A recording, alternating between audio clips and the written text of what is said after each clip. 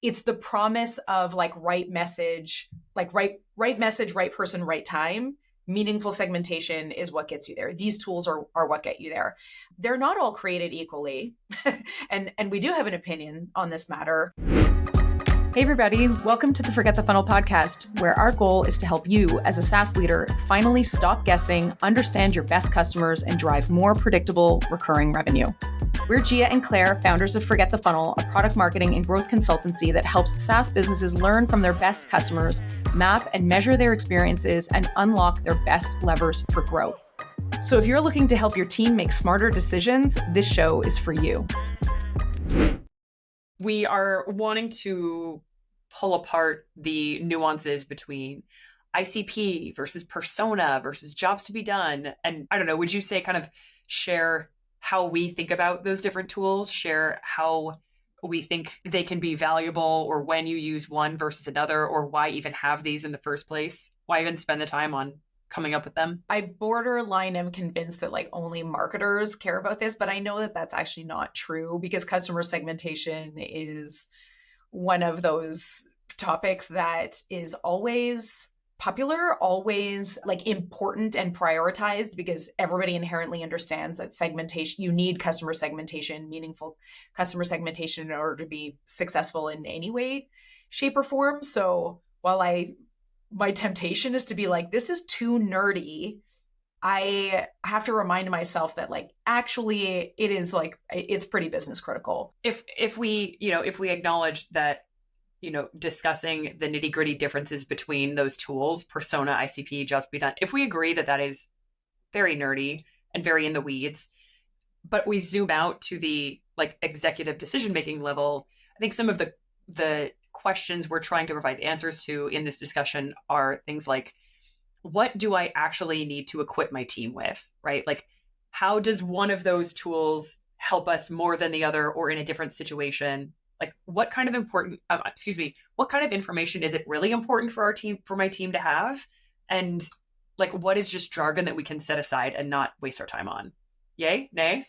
Yes, totally. And also just make better decisions and run more efficiently and effectively too, right? Like a lot of segmentation, meaningful segmentation in the way that we're going to talk about, really helps improve efficiencies, because it improves conversion rates. It helps you be so much more relevant in context. It's the promise of like right message, right person, right time. Meaningful segmentation is what gets you there. These tools are what get you there.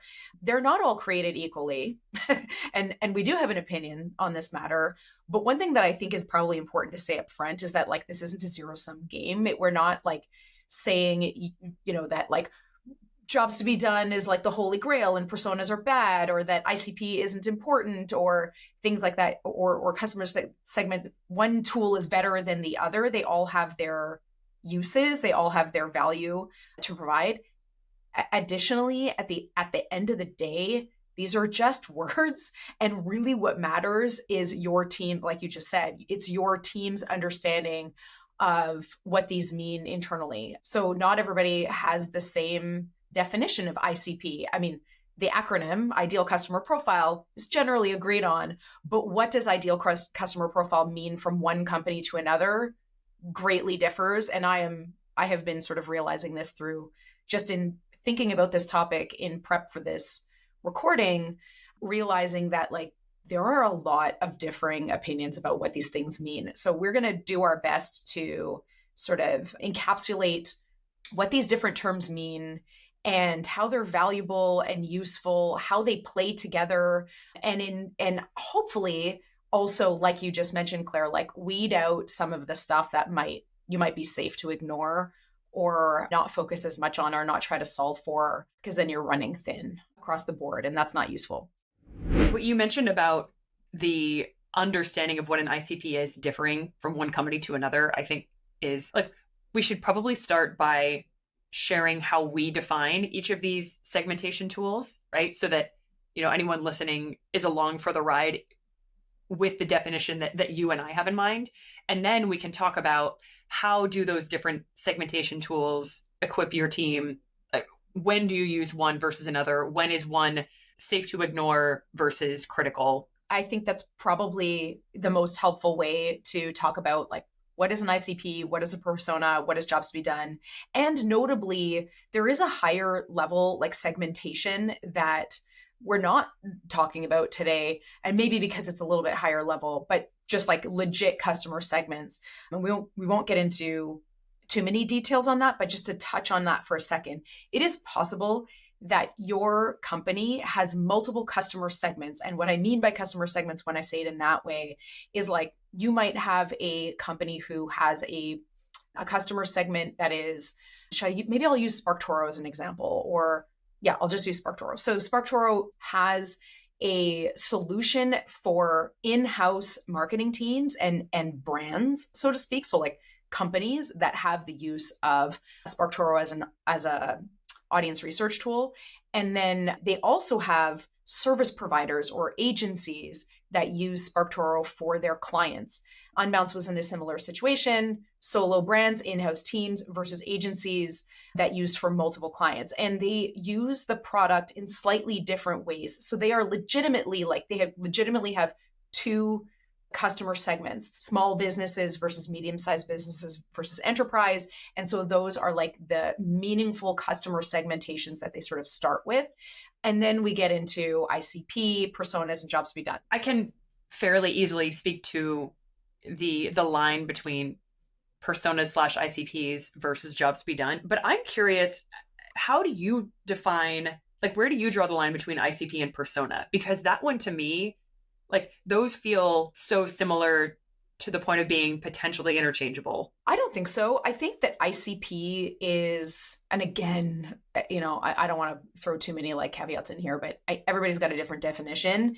But in general, I think of ideal customer profile and ICPs as higher level. They're more sort of, company size, industry, revenue numbers. It's sort of, it's a bigger segment, a larger segment, and then personas and jobs to be done can fit inside of that. So personas, I think, more along the lines of like the different buyers that you may, cater to.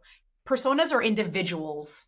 Yeah, each person on the buying committee, for example. That's right. Personas are individuals. ICPs are like more on the company profile side of things. So, loosely, ICPs is more a tool that like sales would use. Personas is more a tool historically that marketing would use. And I say historically very intentionally. And that's where the line is between ICPs plus personas as a tool versus understanding the jobs that your customers hire your product for, which is psychographic information. What is I'm gonna go back to the question that like Bob Mesta always asks, and then like you and I have borrowed many times when he's talking with someone who's in a decision-making role about whether or not, like, just when that person is deciding, do we need to run research to understand our customers' jobs? And he asks, well, do you know what happened the day that your ideal customer woke up and said, today is the day I need to buy a new X? And typically, someone at the C-suite level is like, no. Or like, we have some theories, or maybe we can intuit it, but it's not written down. It's not something we've operationalized. It's not something that I could ask the team and expect perfect responses to.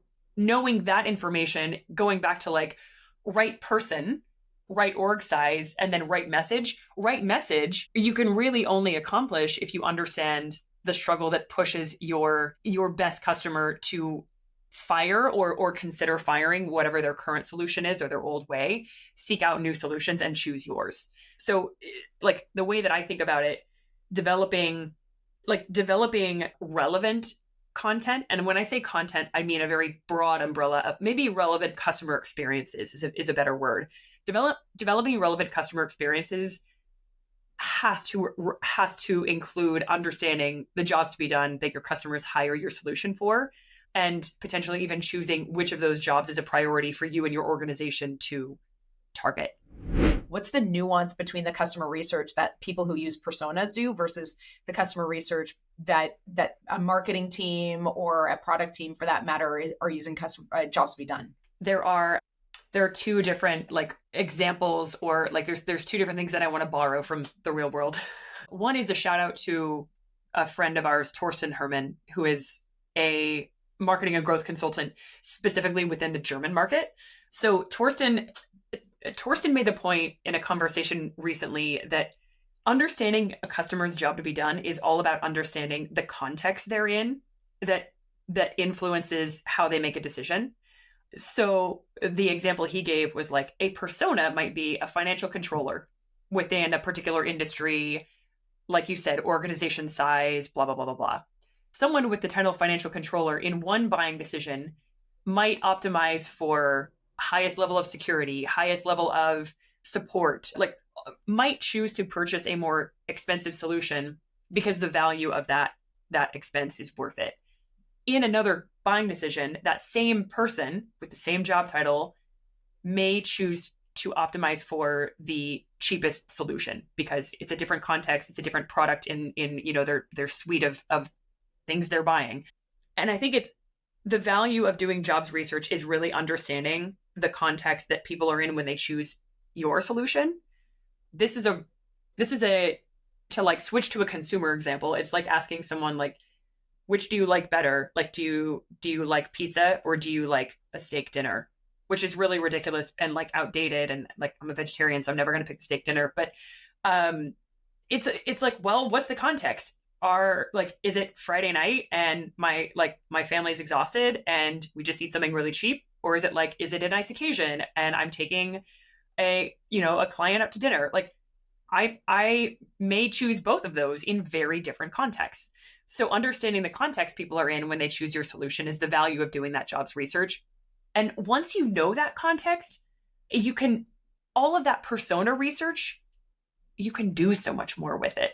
So if anyone, if someone listened to our most recent episode where we talked about landscaping.io, the business management software for landscaping businesses, there were, I want to say 3 different jobs to be done that landscaping business owners hired their solution for. One was people who were upgrading from no real business solution to realizing they needed a better way. So they're moving over from paper. They're moving over from not really tracking their profitability at all to realizing, oh my God, I can track my profitability. That's one context someone could be in. Another context someone could be in is switching from just really clunky, hard to use, hard to get the information business management tools over to something simpler and faster and less mental load for them to leverage.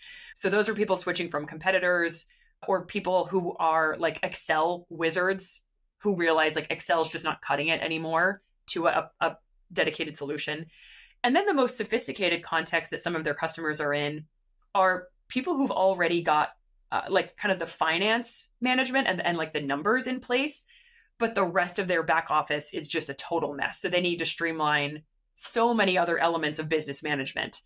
And the way, the persona of each of those is the same, is landscaping business owner. Yeah. But how you speak to each of those people and the element of the product that you show each of them is entirely different. So the persona research is still valid. The CEO of landscaping.io right now is out at key trade shows that their persona always attends and is doing demos and making deals. But now that he knows, and actually I want to asterisk that because usually the founding team intuitively knows this, but intuition does not scale. Intuition does not turn into an effective team. The persona research that leads him to, attending these trade shows only goes so far. Being able to then say, hey, people usually come to landscaping.io for one of 3 reasons. You're starting from scratch. You need to switch away from something that's way too hard to use, or you're ready to get the rest of your back office in shape. Where are you at? Then he can totally tailor the demo conversation to what that person needs in that moment. I think that might be the slogan for this episode is the early stage, the early team's intuition does not scale. And this actually calls back to a previous episode of ours as well, where it's you saying so I A/B tested my headline and nothing changed. And you're like, well, because you didn't know what to say. Yeah. You were just making up what you were intuiting. Oh, what, I don't know. What's it? maybe the person who A/B tested and didn't see any results, they went to an A/B testing headline generator and they were like, this is my product. Give me 2 headlines.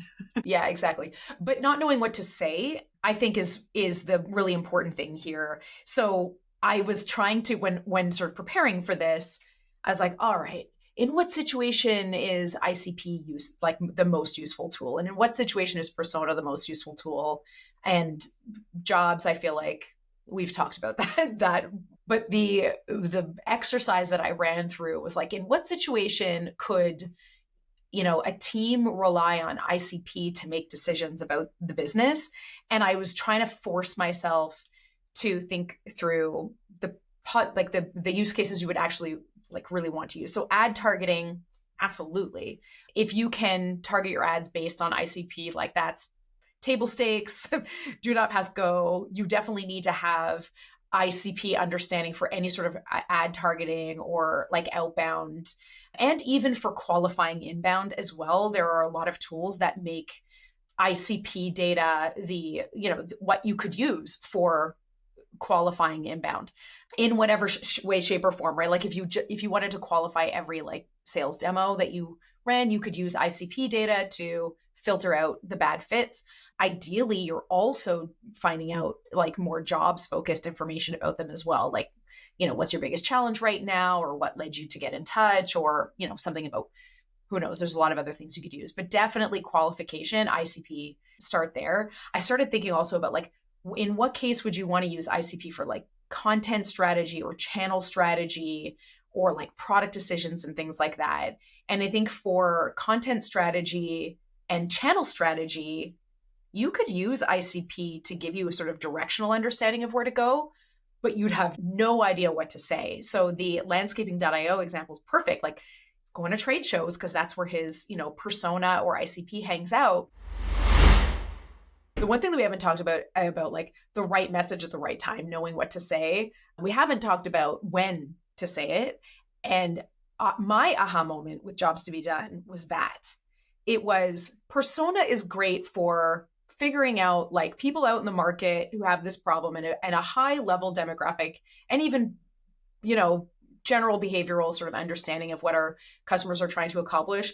But what Jobs-to-be-Done did for me was, and this was my like, oh shit, these things totally connect, was like, oh fuck, Jobs-to-be-Done is going to give me that like that long view of this customer, because not only does it give me their starting point, not only does it give me what they're looking for, but it also gives me what they're ultimately trying to accomplish. And that just like, that unpacked the whole customer experience, for me. And so that gives you, that's like the trifecta, right? Like right message to the right person at the right time. I don't know that you can do those things. I don't know that you can get all 3 of those. Actually, you can't get all 3 of those by just relying on ICP or just relying on persona. That is not going to give you, that's not the tool for the job. The tool for the job there is genuinely Jobs-to-be-Done. I feel the need to reiterate here, if you take away nothing from this episode, take away the fact that like founder intuition or early team intuition doesn't scale. That whole concept of right person, right message, right time. Teams that are very close to their customers, so a founder or a set of co-founders or, the first early days team, they can kind of luck their way there. They can intuit their way to right person, right message, right time. And I'll share an example of that. If you take nothing from this episode, but one thing, take away that intuition, that early team or that founder intuition does not scale. So I'm gonna name them publicly because I think they will be okay with it, and they are just the most delightful team to work with. But Attune is a company we're working with right now. They are financial health measuring software for credit unions. So credit unions often have a mandated need to report on their members' financial health and prove that over time they are making a positive impact on their members' financial health. So Attune helps them do that. It helps them gather the financial health data of their members, and it helps them report on that. Okay, so finance tool for credit unions. Andy, the founder, is deeply embedded in the credit union industry. He's been in fintech for a very long time. He knows he knows the ICP in and out. He knows the persona in and out, like so fundamentally connected to these people that he's got that ability to just adapt every sales call based on that intuition because of that long history in the industry and in the fintech world. Attune is now at this point where they've got like their first healthy set of customers. They are like approaching they're very close to their first, big financial milestone. But Andy can't stop doing the sales calls right now because nobody else has that level of intuition to just like make it work. And so we came on board to help the Attune team uncover what the jobs to be done are that bring credit unions to their product. And we found 4. One job to be done really speaks more to like the enterprise market that they know they aren't super well set up to serve right now. Like that's where they want it. That's where they will go eventually. But right now it's not who they can best serve. So that one's on the back burner for now. They have one great major enterprise credit union. Fantastic. But they're not going to target more of those folks yet. One represents teeny tiny little like more regional credit union. Lovely. Like they are very emotionally in tune with this particular customer, but it's not the most financially viable option. And so then we have 2 jobs to be done that the mid-market hires them for. And the team very quickly was like, oh yeah, obviously it's these. These are the jobs we're best set up to help people solve. And these are the credit unions that will get us to our next big milestone with the product we currently have. So first of all, understanding those jobs has helped the team realize like who is best qualified to be a potential customer when they come through the front door, which is major. And then 2, now that we know those 2 jobs to be done that credit unions hire Attune for, we've been able to map what the motivation of each job is to particular areas of the product that drive value. And that has totally unlocked something both for Andy as an individual, but also for the team, because now the team, anyone on the team we're actually going to be working on this in the coming weeks and months, reworking how their sales calls run so that instead of the sales call experience being Andy showing up and like, again, like instinctively being able to navigate the conversation, any team member can show up and say, hey, so great to meet you. To talk you a little bit, like to give you a little bit of a peek into what Attune is all about. There's like 4, problems, or there's 3 or 4 problems we usually help credit unions solve. Problem 1, problem 2, problem 3, problem 4. Which of these sounds most like where you're at right now? And based on which job to be done somebody has come to the product for, now anyone else on the team can say, awesome. Okay, knowing you're in that situation, here's the areas of the product that are going to be most valuable to you right now. Like this uncovering of those jobs is going to help the Attune team scale from Andy as sales to other people being able to run sales calls so that Andy can get back to executive level work, building more partnerships, like doing more speaking, showing up in the places where their persona hangs out. And Andy no longer is going to have to be the bottleneck to getting all of those people through the demo, blah, blah, blah process. Shout out Attune. You're reminding me of, just the value of jobs to be done for scalable customer experiences, particularly in a product-led environment as well. And so actually, this is how this topic came up at all. So our first episode was with Tara Robertson, the CMO at Bitly, and very product-led, very low touch for the majority of their customer segments. They do have an enterprise segment that they use product-led sales with, and that's a bit of a different situation. But for their lower touch, and everybody starts as low touch, it is product-led, the understanding of the parts of the product that deliver value and that their customers really care about when they're first signing up for the product is the insight that is leveraged for building scalable product experiences. So how do you build out customer onboarding programs? How do you build out, your product tours and your product onboarding, let alone the email sequences that you send and things like that. And so making decisions, not only about what to say on your website, but what to say as you're introducing your solution to somebody with a particular problem. And I'm literally quoting Tara here, like, I don't know how you would do that without jobs. Like you're literally guessing if you don't understand. So much more obvious when you do know them. That's right. So, and I love that. And her exact quote is like, I don't know how you would do that in a product-led company without having jobs to be done. Like, and that is actually what sparked the recording of this episode when somebody commented like, hey, can you all speak to ICP, persona, jobs to be done, and the relationship between them all? And that's probably my favorite use case. And that's why I had that aha moment between like away from a more persona-led approach to marketing to a more jobs to be done approach to marketing, thinking about marketing as holistic, post-acquisition, right? Like onboarding, even like customer marketing and expansion and things like that. Like all of that opens up. I'm just so grateful for jobs to be done as a tool to do all of that because of that whole like piecemeal approach that you would have to take if you didn't have that holistic view. I was really just going to try to kind of like cap it off with some different language. Fundamentally, the point is the same. I was waxing poetic earlier about, early founder intuition, not scaling. But at the other end of the spectrum, if efficiency is the name of the game for you right now, maybe we're not talking about scaling a team, but actually paring back where you need to cut expenses. Yes. In both cases, you really can't afford not to understand the different segments you serve and the jobs to be done that your customers hire you for, regardless of which case you're in. These are the tools that are going to help your team get there. Yep. That was a good sum up. And that's it for this episode of the Forget the Funnel podcast. Thanks for tuning in.